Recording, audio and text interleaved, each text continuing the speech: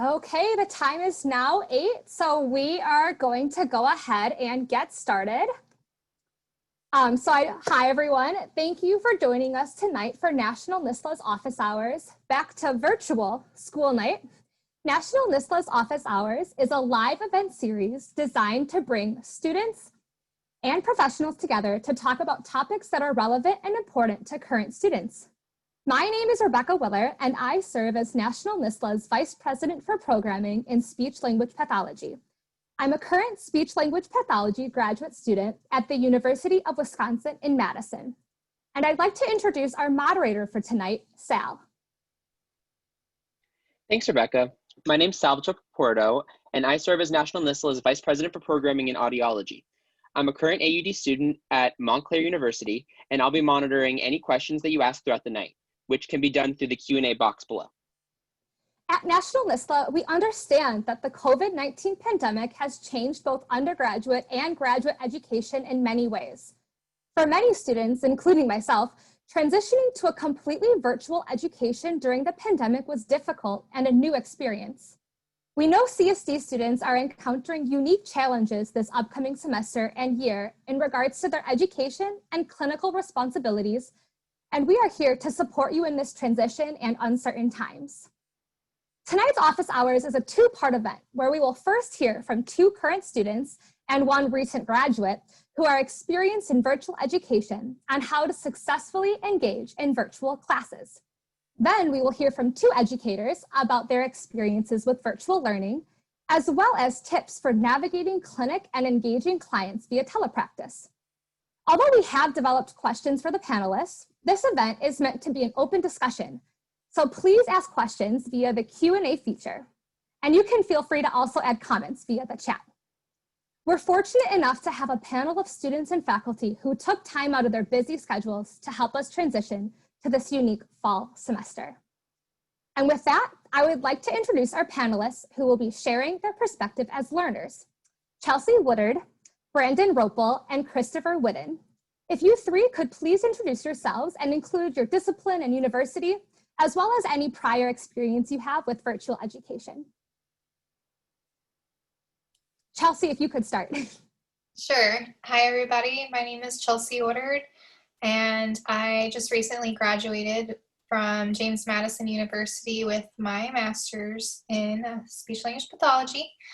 I did their online program, and I also did my bachelor's degree with University of South Florida's online CSD program as well. And I am the most recent National NSSLHA VP for Academic Affairs. And Brandon, if you want to go next. Hi, everybody. My name is Brandon Ropel. I'm a second-year AUD student at Northwestern University, and my education has now become virtual ever since March. I previously was the Vice President for Programming and Audiology on the NSSLHA Executive Council, and I graduated from Cleveland State University in Ohio for my undergrad. Thank you. And last but not least, Christopher. How's it going, guys? My name is Christopher Whidden, student at University of South Florida, Sarasota-Manatee. I've been in the online program since 2019, before the pandemic occurred, and I'm slated for graduation in spring of 21. Thank you, and thank you again to the 3 of you for being here. And so now we can get started with our questions. So I guess a good first question to start off with would be simply, what are your best tips for being successful in virtual education? And whoever wants to start, you can just jump right in.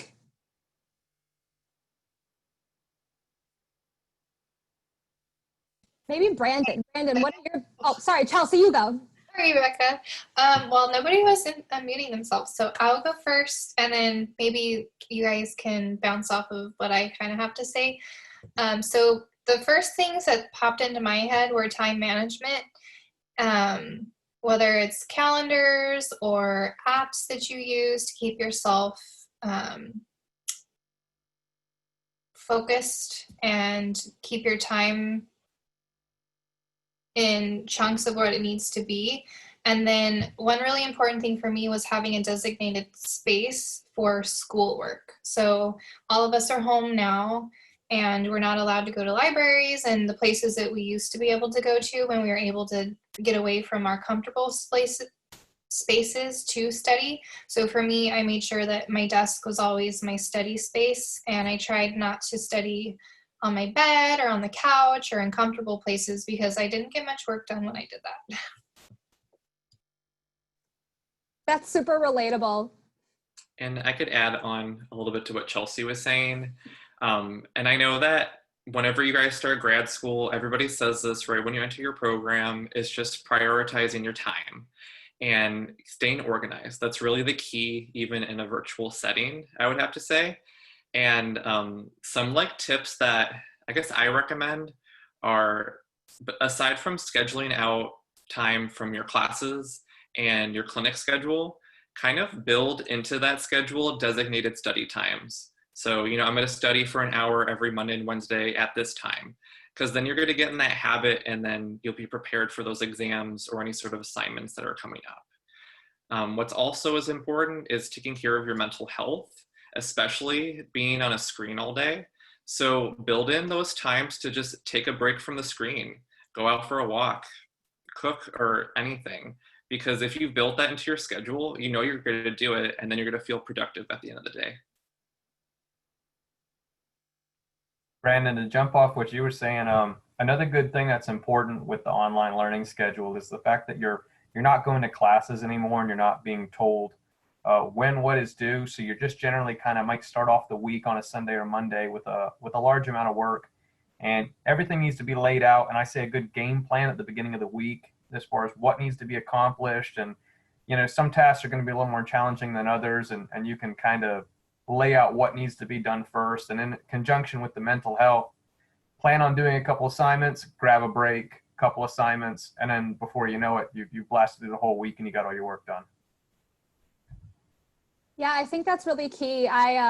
When we transitioned to virtual learning, it was so easy to all of a sudden work 7 days a week. And I think breaks is definitely key to maintaining some sanity. Those are great tips. Another follow-up question to that would be, I know I struggle with this, but how do you stay focused during virtual lectures?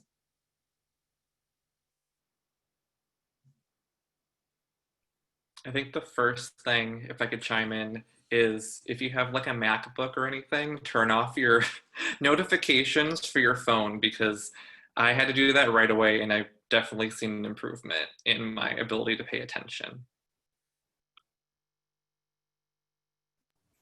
I think another one we all need to avoid, and I know we all do it, is we open up another tab and we get lost in YouTube, we get lost in music, and unfortunately, I think keeping your tabs focused on only what your schoolwork is probably key. It might be nice to have background music, but it always transitions into something else, creates a chain of distractions. Yeah, I would definitely have to piggyback off of Brandon and Chris. I get very distracted as well. Even having my windows open sometimes would distract me. So just make sure you know your level of distractedness, if that's even a word. If your desk needs to be clean, clean your desk off. If you need your dogs put in the other room, do that. Just, you know yourself better than anybody. So do what you need to do to be able to give yourself that time, and you know you're working hard towards something, so give it the attention that it deserves and the attention that you want to put into learning something that's really important to you. That's so true. I like what you said, Chelsea, and I know that our professors always told us, you get in or you get out of it what you put into it. So it's important to focus and really get a lot out of your education. Thank you, guys. Next, I know we already talked a little bit about scheduling, but do you have any scheduling applications that you guys use to make sure you're staying on top of your work? I could start if you want. I used to be a paper planner person, and then I came to grad school, and it was too difficult because I was doing too many things. And so something that worked out for me is I literally just took a blank calendar on a Google Doc, and I made one for the whole year.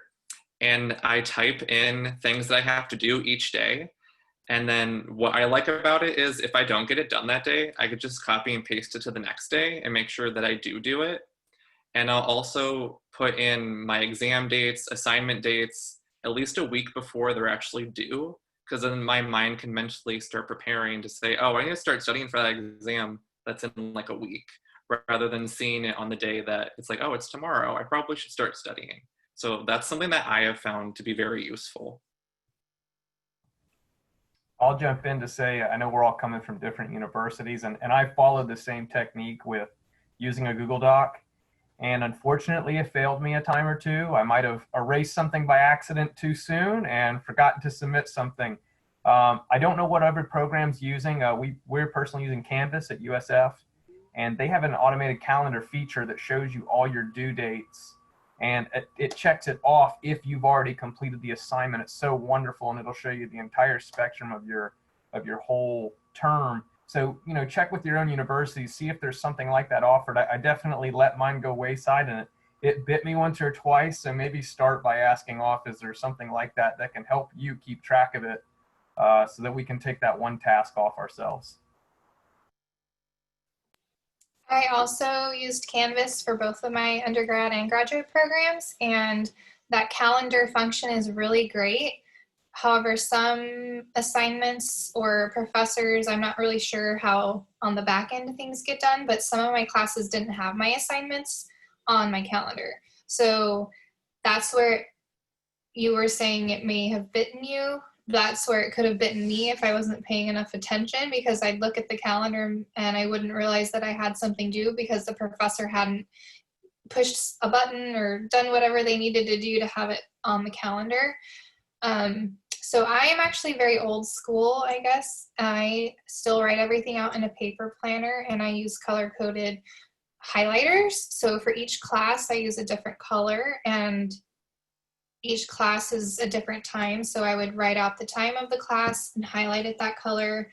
And then usually at the beginning of every semester, we would get our syllabus, and most of the assignments were already written in the syllabus. So that was one of my first week things that I would do, is I would take every single syllabus and I would handwrite it out into my calendar for the entire semester. So at any given time, I could check to November and see, oh, I have, you know, this, and this due. So it was always with me, and that was something that always made me feel comfortable, that I didn't have to rely on a computer, but maybe that makes me old school. I don't know.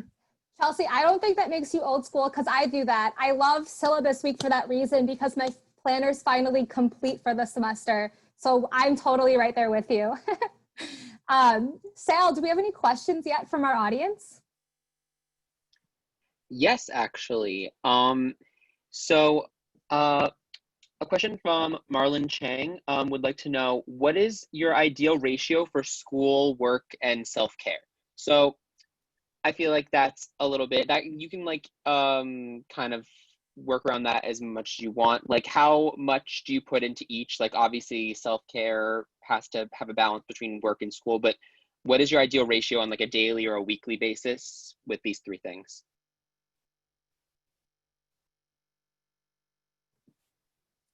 And again, anyone can start. Okay, I guess I'll start. Sorry, Brandon. So I never really thought about ratios specific, but like I said, I wrote everything in my planner. I would write out that I was going to the gym. I would write out that I was going to meet a friend to go for a run. I would actually schedule in times for myself to do things, because for me, if I don't write it out and have it somewhere for me to know that it needs to get done, I won't do it, even if it's something as important as self-care. So that's kind of what I would do. I think the only thing I can tack on from there is even besides work, self-care, mental health, wellness, whatever you want to label it as, it's important to get what assignments are important to you most, and make sure that no matter what interruptions or breaks come into your day, that assignment was completed. It's a check off the box in the week. It's something you don't have to worry about. You can move on. But if you go into the goal and you say you're going to finish your paper on Monday, I mean, no matter what occurs, you go for a walk, you meet friends, the paper's got to be done, and I'll work all the way until midnight if that's the case, because that's the goals I set for myself. I just think it's about the best tip I can provide from my perspective.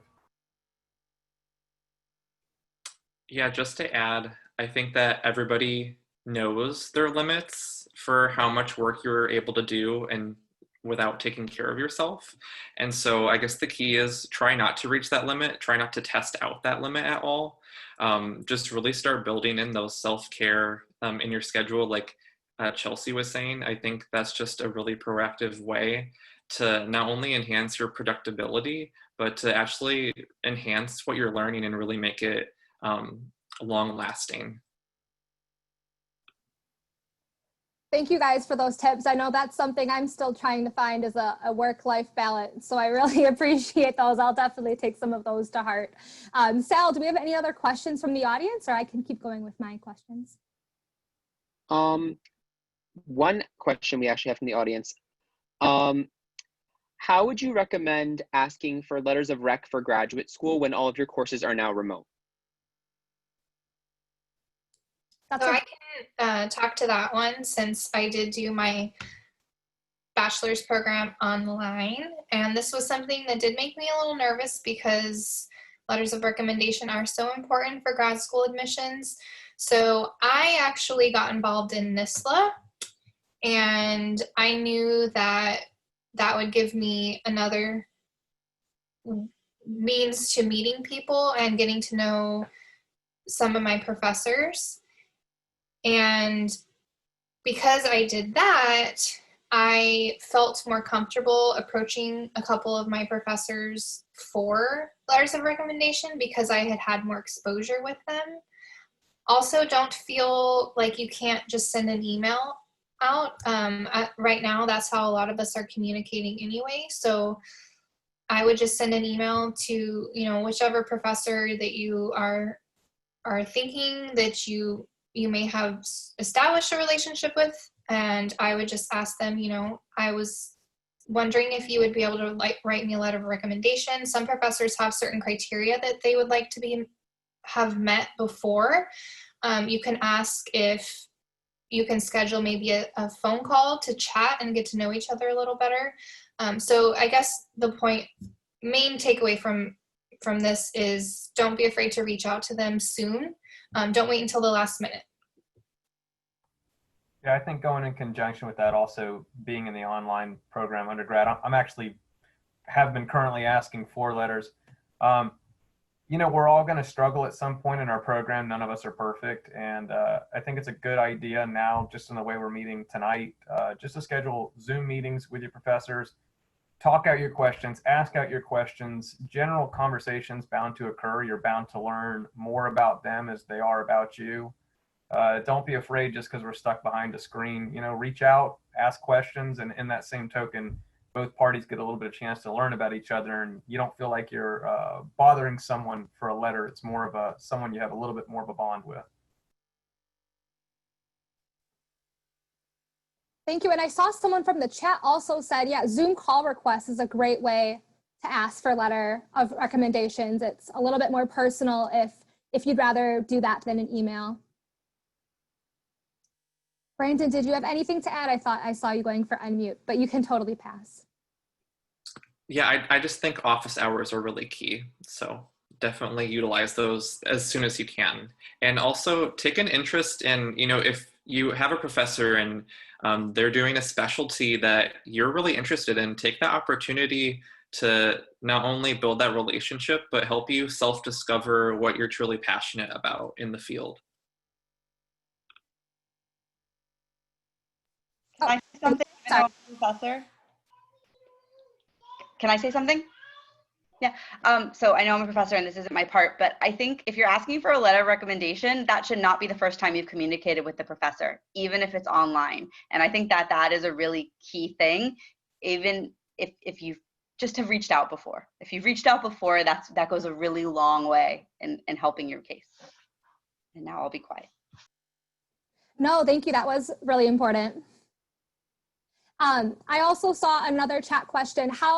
Does anyone have any recommendations for connecting socially with your cohort, whether it's undergrad or graduate school, connecting with them even though you were all remote? I'll jump in on that one because I'm already dealing with that pretty regularly right out the gate.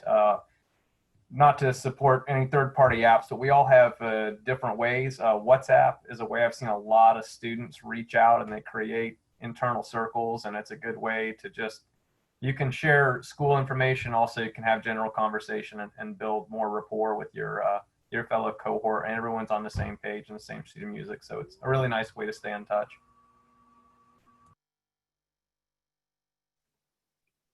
I would really reach out to, if you guys have NSSLHA chapters at your schools. Hopefully there's a lot of like virtual planning going on.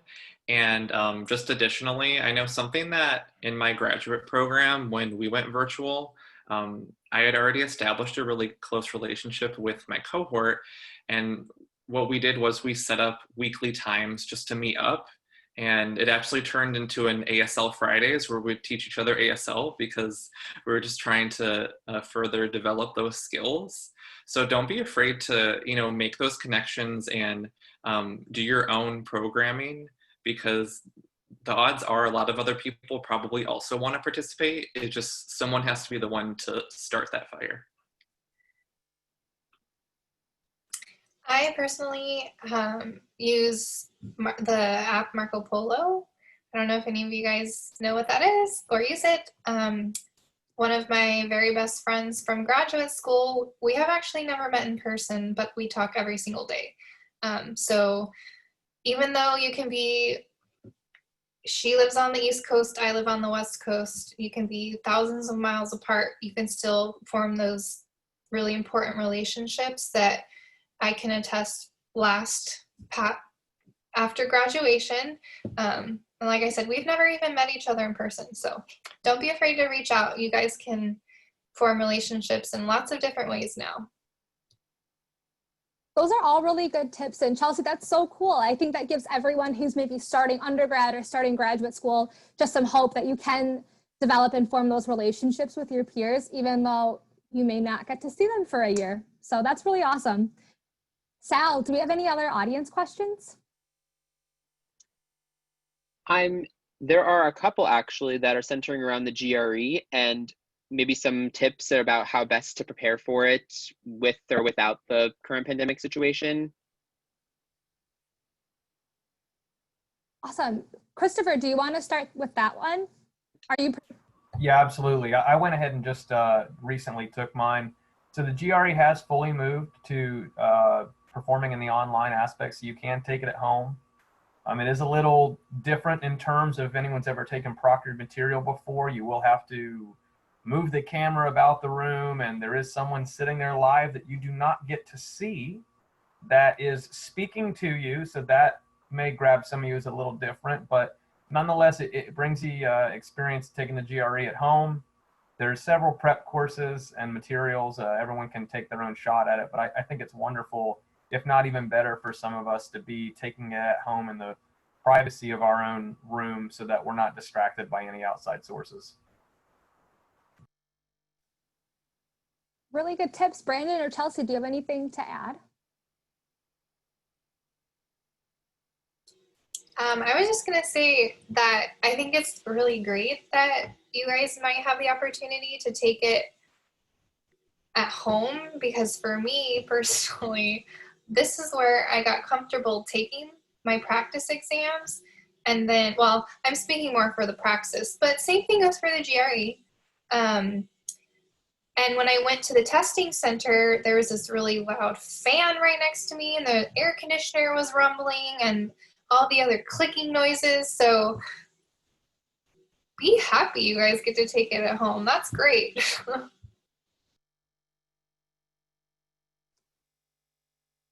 Anything else, Brandon? I mean, I think my only, this is one tip I usually share with some friends, and it's for the writing portion. Just because it's stressful having to read a prompt that could be either right in your zone or totally, out of this world. So just kind of create your own mini template about the main structure of what a really nice paragraph is supposed to look like. So get that really nice vocabulary in there so that you don't have to stress about developing these really nice paragraphs, and you could focus on the content of the question. Those are all really good tips. Sal, what's our next audience question? So another couple questions are kind of centering around students who are either, it looks like mainly senior undergrads who are starting clinical practicums, and they're asking for tips or advice for students who may not have had any previous work in clinic before, who may be starting right now. Chelsea, do you want to take that one? I know you've had years of clinical practicum in or now and a CF. The only difference for me is I actually didn't, I guess I'm taking the question without knowing the full context, but I didn't have to do any virtual clinical, but I do have to say that when I went in for my first clinical, I was terrified and I thought I was going to do something wrong. And most of us are type A personalities, I think. So none of us like to be wrong, and just know that it's going to be a little uncomfortable at first, but the more you do it, the easier it's going to feel. And you're going to have that one moment with a patient or a client or whatever setting you're in that is going to be your moment that you realize that this is why I'm going to school for this. Mine happened with a 2-year-old nonverbal child that signed to me for the first time after working with him for 6 weeks. He'd never signed to his parents before. And that was my moment that I knew exactly where I was exactly where I was supposed to be. So all of the jitters go away. Just know that it's going to be a little uncomfortable, but it'll get easier. That's a really good tip. Yeah, just hang on until you get those moments. Christopher or Brandon, do you guys have anything to add about clinic? Especially virtual clinic, if you have anything to add about that. I think just in general, just starting out in your clinical practica, just don't be afraid to make those mistakes. We're not at that level where we're consciously aware that we're making those mistakes, and that's where you're supposed to be. And that's how we grow. We learn from those mistakes, and we learn from the feedback, and just be really receptive and open to feedback from your supervisors or your preceptors, because they're ultimately, really trying to help you grow. Another really good tip. Christopher, do you have anything to add? I'm gonna have to hand this one to the other panelists. I haven't gotten to that level yet, so I'm taking in the advice from them. No, that's totally okay. And I think, I know I'm the host, but I have a little tidbit. I think sometimes it's okay to keep things simple. Some of my best therapy activities, whether they were in person or teletherapy, sometimes the simpler the better. I started grad school and I tried so hard to make all these complex activities that I thought were really going to engage the kids. And then sometimes watching the video of someone singing Frozen and pausing it to get trials in, that was way better than the games that I planned or the activities that I created. So it's okay to just be a little bit simpler. I muted myself. Sal, I think we have time for maybe one more question in this panel of learners. Great. Okay, so for the last question, I think that we're going to go with, would any of you have any specific tips on resume writing for applying to grad school? Let's start with Chelsea. So off the top of my head, I do not know where to get the resources. However, I do know that there are many resources, and I'm pretty sure National NSSLHA has 1 or 2 things available if you go to their website. I'm pretty sure there's been a couple of blog posts written about it, and there are tons of resources that you can find. I tried to keep mine short and sweet, and I tried to make sure that the information that I put on it was relevant to my chosen profession. If you were a grocery bagger, 5 years ago, I don't know if that's at the very bottom of your resume and you're trying to keep it at one page, I would try and pick and choose the things that you think will be most important for the graduate school panel. Good tips. Brandon, anything to add? Yeah, I actually just redid my whole resume for these externship applications. So it's like fresh in my mind. But I would say some tips are to go along with Chelsea. Stay concise in whatever you're putting on your resume and stay relevant. So if whatever you're adding to your resume, make sure that you're able to talk about it for a little bit. If somebody was to interview you, and make sure that it's something that really shows value in either your skill set or some sort of passion that you have in the profession. And I would also say, don't be afraid to ask any professors or your program director to read them over if they are willing and have the time, because just getting a second look will benefit you in the long run. Thank you. And Christopher, last but not least, do you have anything to add? Not too much additionally, although I have spoke to some resources within my university in regards to this, and same key points again: stay short, stay relevant.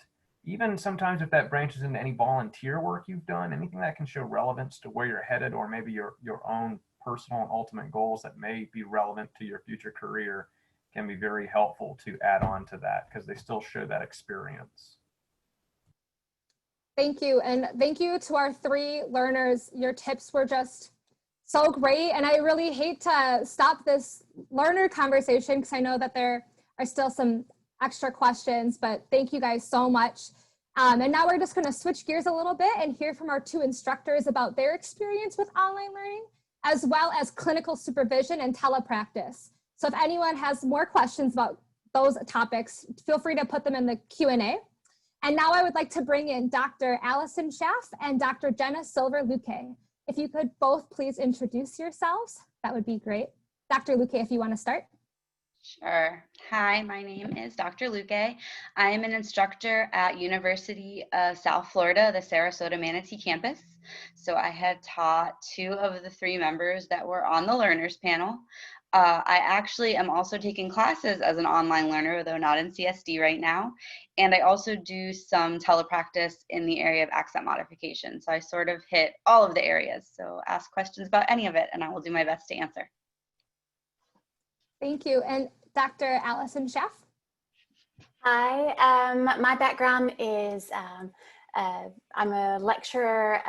I teach undergraduate courses, and then I'm also a clinical educator for our grad students. But it's interesting when you're asking the questions of how to organize your time for online learning. That's such a recent memory. I just completed my SLPD at Northwestern, which was a hybrid program, and I was able to do that because I lived in Australia at the time, and I could meet with my classmates. And actually, we grew really close. We still keep in touch with each other and support each other through all kinds of career changes and things like that. But I found online learning, or a hybrid model, to be a really great way to further my career. So, and my clinical interests are in speech sound disorders. So any questions you have about that would be great. Well, thank you both for being here. And just a reminder, if anyone has any questions, feel free to put them in the Q&A box and we will do our best to answer them. So now we can get started with our questions. I guess the good first one would be, as an educator, what are your expectations for students when it comes to virtual education? I'll go since I kept myself unmuted. So some of my expectations are that students sort of monitor their own learning. So our program is an asynchronous online program.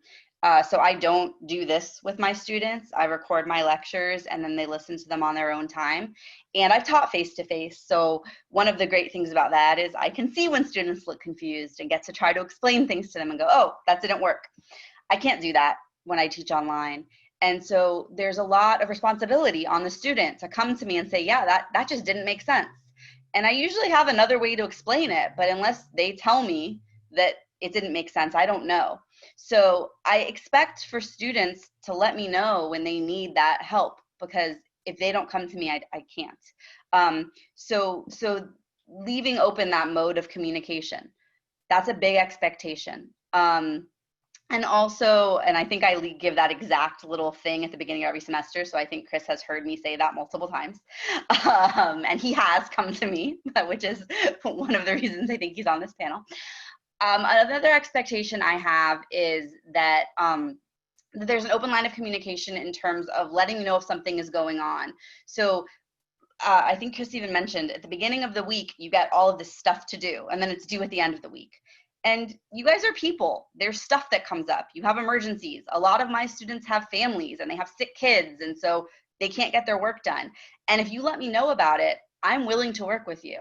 But it's hard to work with people if I don't know there's something going on until 3 days after something was due. And so it's really, I expect my students to keep an open line of communication and let me know when something is going on so that I can do everything in my power to help them. So sort of along with that is check what's going on that week at the beginning of the week.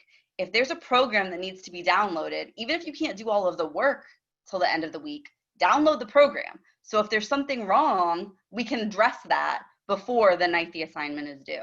Things like that. So those are my expectations, to sort of just be aware of what's going on, keep me in the loop, and also treat me like I'm a person, be kind, because I am. And it's kind of always shocking to me how there are some students who don't seem to realize that. And so I expect that from even face-to-face students, but online students, since they never see you, sometimes they think you're just like a bot on the other side of the screen. So that's also an expectation. Thank you for sharing. Those were really great. Dr. Schaff? I love the point that you brought up about communication. I think that's got to be the #1 thing with online learning. You have to communicate because, like you said, we can't see, you know, when you're face-to-face, you can get a lot of feedback from expressions and head nodding or maybe drifting off. Not that that ever happens in a lecture, I'm sure, but you can kind of notice when it's your cues to kind of move on or maybe explain something a little bit deeper. So, but I will honestly say, if I had known how engaged students would be with a flipped class, I would have done this so much sooner, because that's basically kind of the way that I've set this up. The online class I'm teaching right now. And I think it's because they realize this is a new setup and that they're carrying the weight of, I have to read the textbook, I have to watch the lectures, I have to watch the recommended videos, all of those things, so that on Thursdays, tomorrow is our regular meeting time, then they need to come prepared with questions. And I'm teaching phonetics, so a lot of it is practice. And I reiterate to them, you need to know the material so you know what questions to ask. It's been such a great experience to see. I have more students have come to my office hours in this semester than I have most semesters. It may be because our office is at the edge of the clinic, that may be, or the edge of the campus, that it's a long way to walk, I get that. But it's so great, I just open a Zoom link, keep it on, and people pop in when they need it. And I feel like my students are interacting more. So I think it's more about students taking the responsibility and the initiation for that material, and then communication. It's #1, yeah. Thank you for sharing. Such great tips. I know I'll definitely benefit from them. I think our next question would be, what are some tips for developing and deepening a relationship with your clinical supervisor or professor remotely and virtually? You want to go first this time? Perfect, yeah, Dr. Luque. Oh, I was going to offer to Al. Sorry. We can rotate and then that'll be easy, right? So for deepening the relationship, so that was tricky. Obviously, we went online. Our clinic at the University of Houston went online maybe in April of this year. So, but I already knew those students from a semester and a half. So you know, you weren't developing those relationships. So we're just starting. Our clinicians from the new cohort started their new clinic semester last week. So we've really tried to have a stronger orientation. We divide, at U of H, we divide the clinicians into teams. So we've been doing that for a couple of years now, and we found that is really helpful because the students have a support for each other. So they're divided into 3 different teams. So there's maybe about 15 students per team. So they can get to know each other early and support each other. And then it's a little bit less intimidating when we have our team meetings each week well, I hope it's a little less intimidating, to talk to their clinical educators. There's 3 of us on that team. So that's important. I also ask my clinicians to communicate via Teams, the Microsoft Teams, rather than email. For one, the email inbox gets just so full, and trying to follow conversations just doesn't work. But Teams, I tell them if we were in the clinic, you would stop by my office, you would pop your head in and say, oh, I have a question, can I try this? I mean, they would do that all the time. You don't have that option on online settings. So consider Teams that option. So don't worry about a formal email. Just send me a question. I don't want you to not ask the question because you want to take time to write it formally. If it's an email, that's different, but that's my philosophy. For me, so I've been teaching online for about 6 years, so way before the pandemic happened. So I've been trying to deepen relationships with students for a while now. And honestly, the best way is to communicate with me. So the students that I have relationships with are the students who have contacted me. I make it a big point at the beginning of every semester to tell students that I want to talk to them. I even have quotes from past students in my intro lecture saying, I'm really not scary, I'm friendly, it's really okay to contact me. I tell them that I want to talk about the profession, I want to talk about grad school, I want to talk about research, I want to talk about the class, I want to talk about anything. And we do. When I talk to them, we cover all of those topics. So honestly, the best way to have a relationship with somebody is to interact with them. And the fact that you're an online learner doesn't change that, because like Dr. Schaff said, if you were in a face-to-face situation, you wouldn't expect to just sit in class and not talk and have a deep relationship with the professor. You would speak to them, whether it was in their office or passing them in the hallway or by raising your hand. You need to have that interaction with an online professor in the same way. Most of us have office hours or office hours by appointment or some way of interacting. And most of us want to talk to you because we are bored in our office hours because nobody ever comes to talk to us.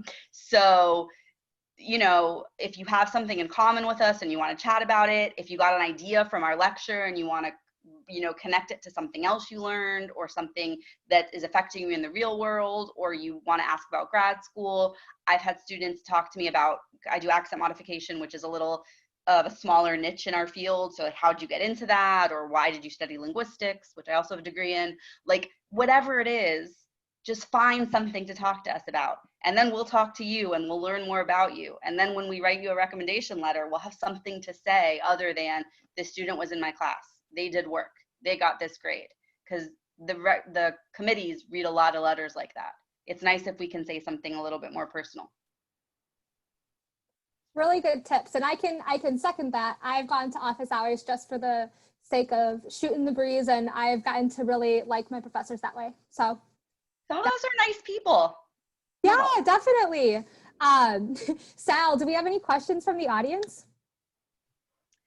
So one question we have directed for Dr. Schaff is from a student from your phonetics class, Dua, and they would like to know what a student should do if they possibly do not get into grad school on the first try.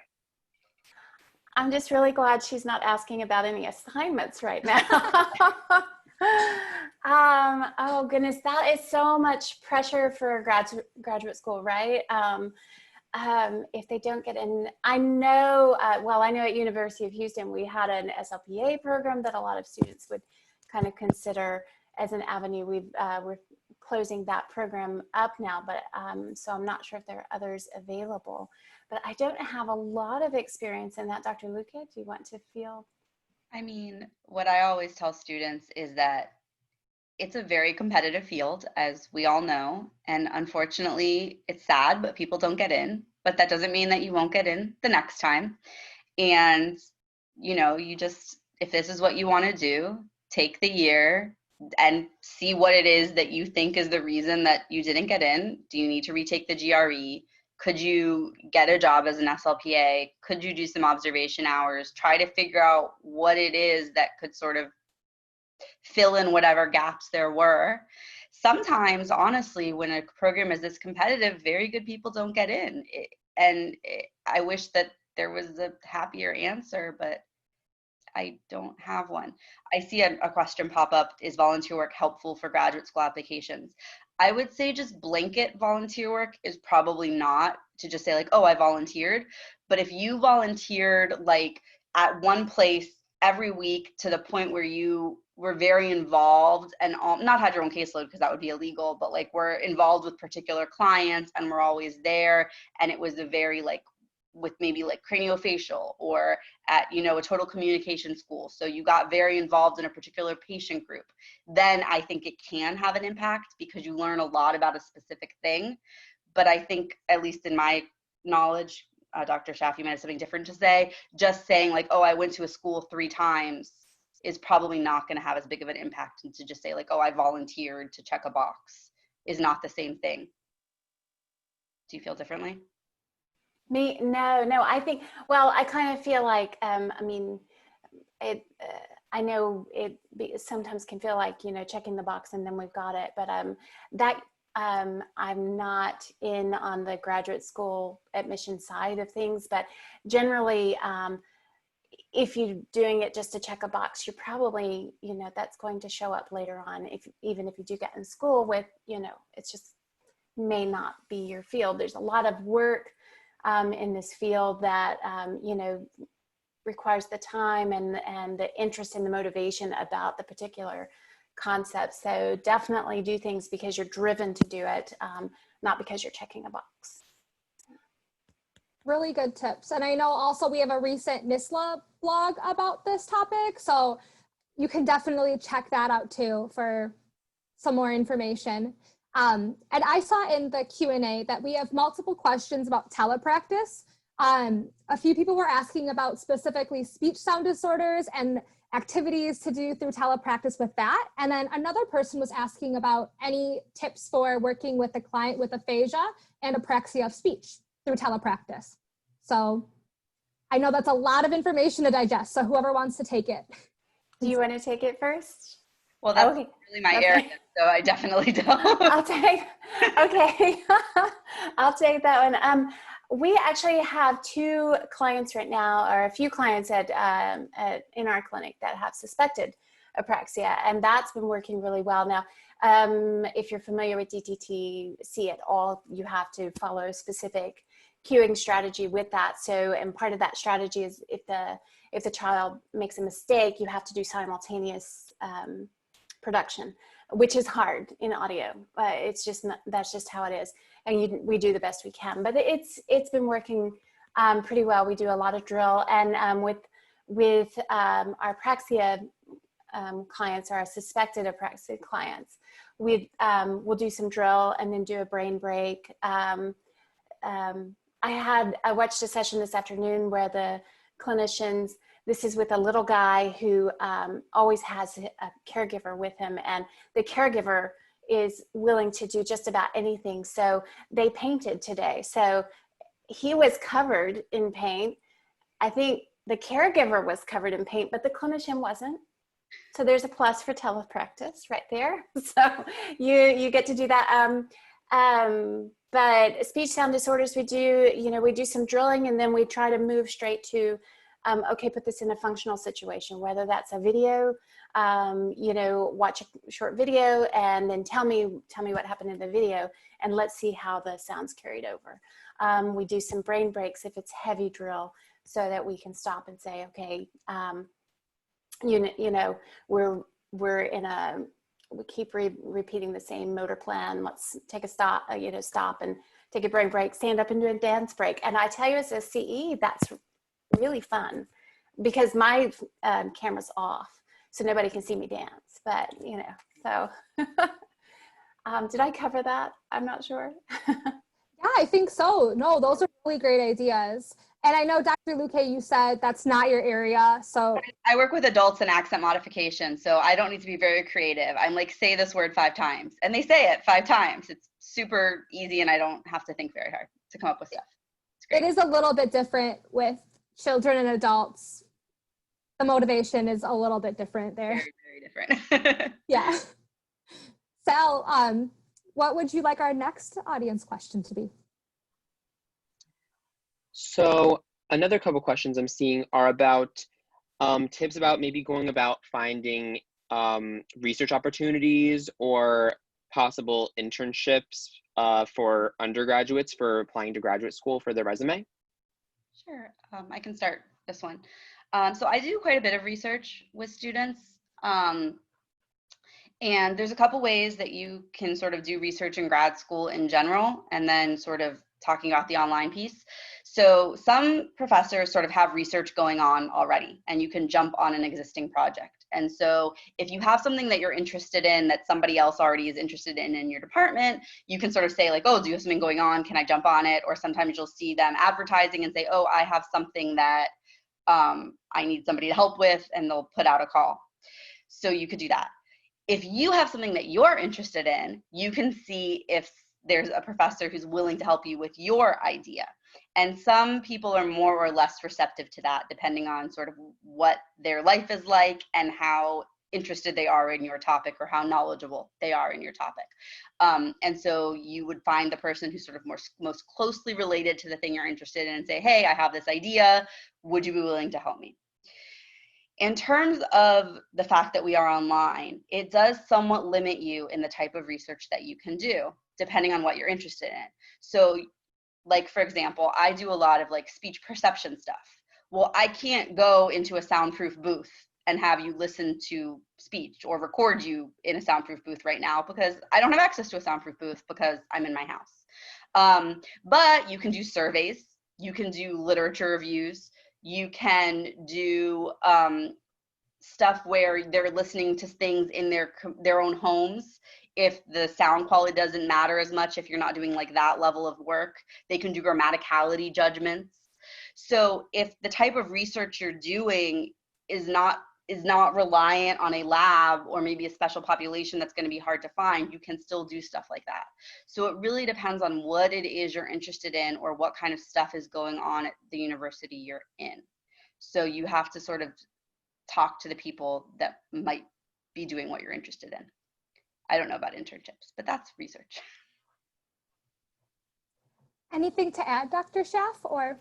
That covers it all. My main focus is on the teaching aspect and the clinical ed. So research is not my area.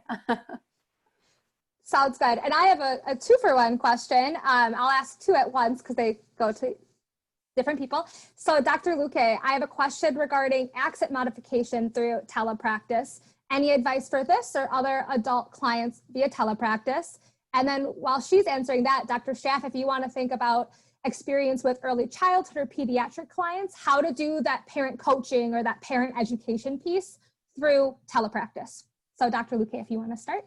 What kind of advice? Just like advice on accent modification through telepractice or engaging adults through telepractice. Well, typically they're pretty easy to engage, honestly. So in general, most of my accent modification clients are very motivated. They come to me because they're having difficulty being understood, and they want to change that. I've only had 1 or 2 clients ever whose employers sent them to me and felt like they didn't need to see me. So, and honestly, there was really nothing I could do to change that because they're adults, and if they disagree with the way that their employer is judging their speech, that's not really going to change. So one of them ended up actually getting fired, not because of that, but I think it was his general attitude. And the other, I just at some point said, like, I can't take your money because this isn't going anywhere. If I'm not going to let you pay me for this guy to say I sound fine and I refuse to do any of the work. So it's just not, they're motivated, they're great, they do it. Sometimes they don't practice because they're busy adults, and so sometimes you will see slower progress because of that, but no, they're a fabulous population. I love it. Thank you so much. And Dr. Schaff, any advice for doing parent coaching or informing parents what to do on their end through telepractice? When we moved to telepractice with our clinic, of course, we had to be honest with our students that, okay, you've got CEs that have not done telepractice. So we're in this together. We're going to learn it together. So we did a lot of the webinars that you could do that were available, and we were all watching that together. And there were some infographics and things that were created that you could share with parents. But I think that that's, again, it goes back to communication, sort of sharing it, creating a document for the parent. Okay, this is what you need for teletherapy. And then for the clinicians, our summer program, typically our clinic does a summer program for the clinicians to get used to group therapy, but obviously that was canceled. So we moved it to, okay, we're gonna make it a focus on parent coaching. So we actually set up, we said, okay, the first 10 minutes, you're going to do this, you know, you're going to talk to the parent, you're going to choose a technique to teach to them, maybe expansion. This is what expansion is. Let's practice it together. And then, you know, have the parent stay there. And then the clinician models that throughout the therapy session. And then at the end, we come back together. Okay, that's the set. I want you to use expansion this week with your kid, and all of that with the practice. And it was sort of, I'll be honest, you know, a little bit of hit and miss, because a lot of our clients had been used to coming to the clinic, and they were used to, you know, bringing their children, taking their children back to the therapy room and then waiting in the wait room. So it's a little bit of making that mind change, but it was great. The parents who would stay with the kids or who had to with the little ones, it was really great to have that perspective on what mattered to the parents a little bit more than, you know, you talk about that, but watching them interact with their kids, we could coach them a little bit better. So I think setting up a structure for that, if you want to do parent coaching, setting up your timelines of the session to allow for that is really helpful. Thank you both so much. And once again, I wanted to thank everyone for being here and for sharing those wonderful tips and information. I really hate to do this because we've been having such wonderful discussions, but we're nearing the end of our time slot. But thanks again, this was really such a wonderful discussion. So on behalf of National NSSLHA, we'd once again like to thank our learner and faculty panelists for offering their time and expertise. It's only with the help of our dedicated members that the CSD community continues to thrive. And this conversation has been recorded. I know that was a question in the chat, and it will be posted to National NSSLHA's social media accounts. And we also want to encourage you all to attend our first National NSSLHA's networking event on September 23rd, and to also participate in Student Advocacy Day on the 24th. And as you may have seen in the chat, we also have an October office hours event coming up that's going to address some of those graduate school questions. So stay tuned for that information as well. And I believe that Brandon also has an upcoming opportunity that he wants to talk about. Brandon? Thank you so much, Rebecca. Hi, everybody again. So I know that I'm no longer part of the National NSSLHA Executive Council, but my passion for just our professions and leadership has encouraged me to pursue some other avenues. So right now I'm the student representative for the Educational Audiology Association, and we're holding our first student town hall on Monday, September 21st at 7:30 Eastern Time. And so If anybody is interested in the educational setting of audiology or is an SLP who is thinking about working with the hard of hearing, please come and check out our event. It's free and it'll be a panel of educational audiologists just talking about kind of how it's a little bit different in the school setting than in a clinical setting. And I will put some information in the chat for you guys. Thank you. Thanks, Brandon. And just as I've said before, please be on the lookout for other events from National NSSLHA because we'll be hosting several of them over the next few months. So once again, thank you all for joining us, and I hope everyone has a wonderful night.